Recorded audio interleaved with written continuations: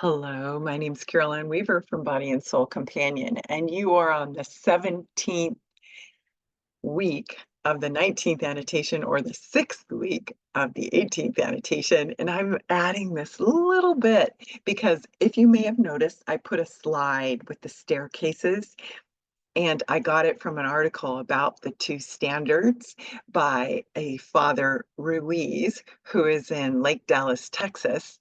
And I asked him permission to use the slide. He said, by all means, use it. And he said, I also have a PowerPoint.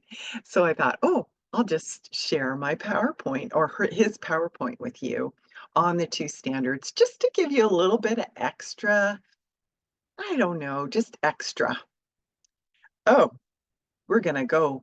Yeah, he went right to, okay. So you know that on the contemplation of place, first we look at Satan. That's kind of a creepy picture of him, but he seated himself on a great chair of fire and smoke. He summons innumerable demons and then he scatters them all over, and he's not omitting any provinces, places, states, nor any person. He wants his power to go out throughout the world. And then you also have a contemplation of place that's like, look at the contrast between those two pictures. How do you feel when you look at that picture? Hmm. And how do you feel when you look at this one? And this is Jesus's picture. He's with his friends on a field. And the contemplation of place here is in a great field of that region of Jerusalem, in lowly place, beautiful and attractive. The Lord of all the world chooses so many persons, apostles, disciples, etc., his servants and friends, and through all the world, spreading his sacred doctrine through all states and conditions of persons. So that's your contemplation of place of the two. And there's this battlefield, and then there's the two standards, the standard flag that rises up for Satan and the one that rises up for Jesus. So just to elaborate on what Father Ruiz says, for Jesus, he invites you to a lowly place where there are servants and friends. And contrasting, his power is used as service and relationship, servants and friends, whereas Satan uses his power as control and self-service. He's like summoning demons to go out. Those are his relationships, and he just wants control. And then Jesus is beautiful. The contemplation of place is beautiful and attractive. So beauty, and there's just looking at the picture, you feel delight when you look at the picture, right? But when you look at the picture of fire, I'm going to go back to it. Like, what is your reaction to it? What's your reaction to this picture? Like, what does it do in your body versus this picture? What does that do to you? And what does that do to you? So I just want to look what it does to you, the beauty of it. Causes delight in you when you look at Jesus's field versus feeling yuck and pain and smoke and confusion with Satan's. And then attractive, you're attracted, your deepest desires are desires affirming. And a big thing about Ignatius is that he says when you drill down to your deepest desires, when your heart is committed to the Lord, those deepest desires are really God's desires. And really, God created us for a relationship with him. So deep calls to deep when we see that Jesus is inviting us, versus Satan. He's using his power and control, and you feel compulsion and shame and maybe even convenience as we get into the things of the world. So all states and conditions of people. So both are looking at individuals, and it's looking at it all the way to the whole world and even systems of people. So That's where we're going with that. It can be personal, communal, and systemic. And then this is where I'm going to skip this part because I don't want to get a copyright problem. But he talks about what it is, and I'm going to explain what he says about this before we get into the stair steps in the picture. There is an optical illusion called the Penrose effect. You may have seen it. It is a stairwell that appears to ascend at every step and turn, but is impossible because at the highest point, you find yourself also at the original lowest starting point. Jacob's stairwell or Jacob's ladder has been used in a similar way to speak about God's surprising dream for the world and God's strategy to bring about God's kingdom. St. Dominic and many after him picked this image to speak about humility in 7, 12, or as many as 30 steps. The image shows each step going down, but when you reach the lowest point, you have actually reached the highest: humility, fullness of life, and union with God. In the spiritual exercises, St. Ignatius simplifies this idea to 3 steps. So there is the Penrose effect where you're going up and it leads in Satan's kingdom, it leads to nothing. You know, really, you think you're going up, but you're just going into the abyss eventually. Like it, and then with Jesus's, you're going down, but you're really going up. So I'm going to skip this part because I don't want to get project, but he talks about the Penrose effect, and I'd never heard of it.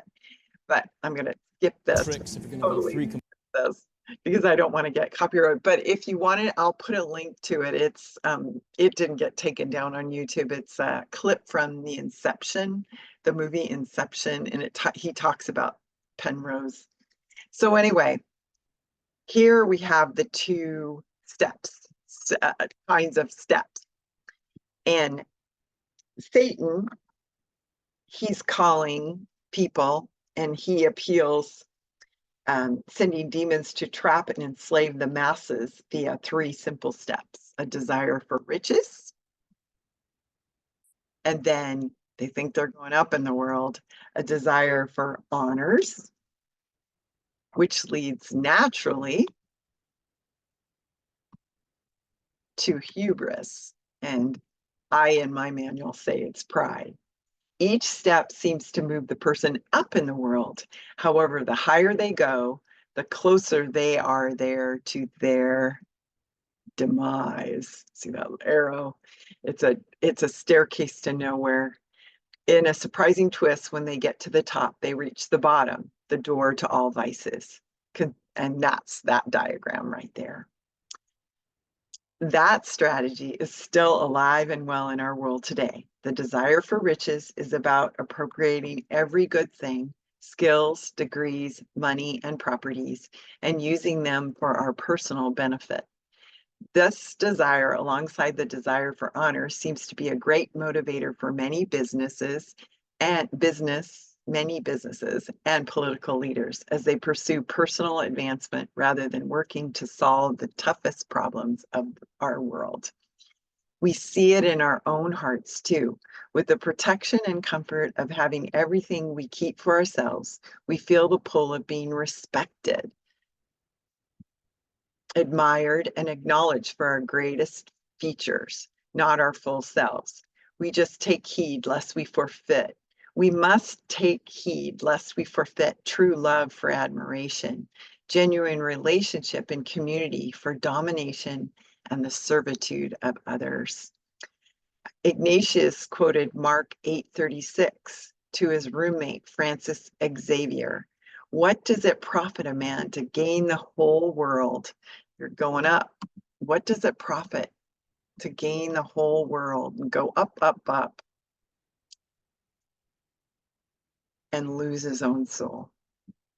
That's the losing of the soul. In contrast, Christ walks with his friends on a field and invites them first to desire spiritual and sometimes material poverty. So it's there. We think we're going down. Okay. So we're up on that plane, and we're going down, desire for poverty. It seems like we're going down the staircase. Then underappreciation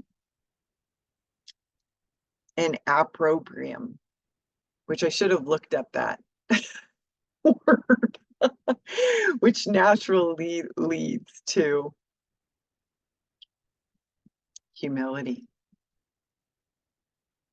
the door to all virtues, as Ignatius puts it.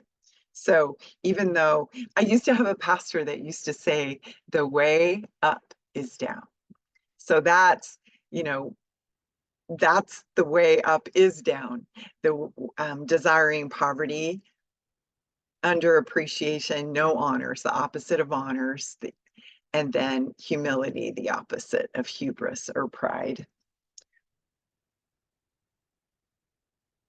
So the result is we go down in the world, but it results in salvation, a full life in communion with God and others. In John 13:14, Jesus leads by example. You call me teacher and Lord, and you do well, for I am so. If I, your teacher and Lord, have washed your feet, you should go and do likewise. That's humility. Following Christ through these steps might not feel great, but it comes with great fruits.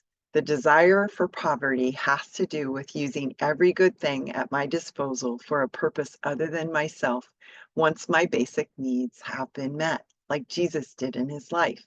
If we live like this, we find that happiness does not reside in things, but that they are means for relationship with God and with others. Things can easily become analgesics for pain we might need to heal or deal with. Secondly, being underappreciated or experience the opprobrium of making a mistake in public is never fun. So I guess humiliation, that's opprobrium. I probably would have used that word instead of However, these experiences confront me with how others see me and thus allow me to check for those false images I create for myself. If I am able to admit my limitations in public, I allow others to do the same. And if I am aware of my limitations, I will extend empathy when others mess up. Thirdly, true humility requires us to live in truth with our gaze placed outside ourselves. False humility denies my gifts. True humility refers all my gifts to God and makes me grateful. And just parenthetically, Ignatius said that ungratefulness is the root of all sin. And it also recognized all my limitations with self-compassion, and it becomes the virtue of constant growth, self-improvement, and gazing at others with compassion. We would do well to be mindful of these two value systems and their respective strategies and invitations.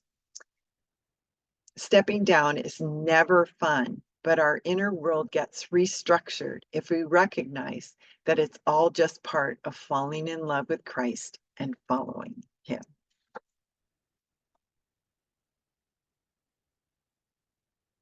Are you ready?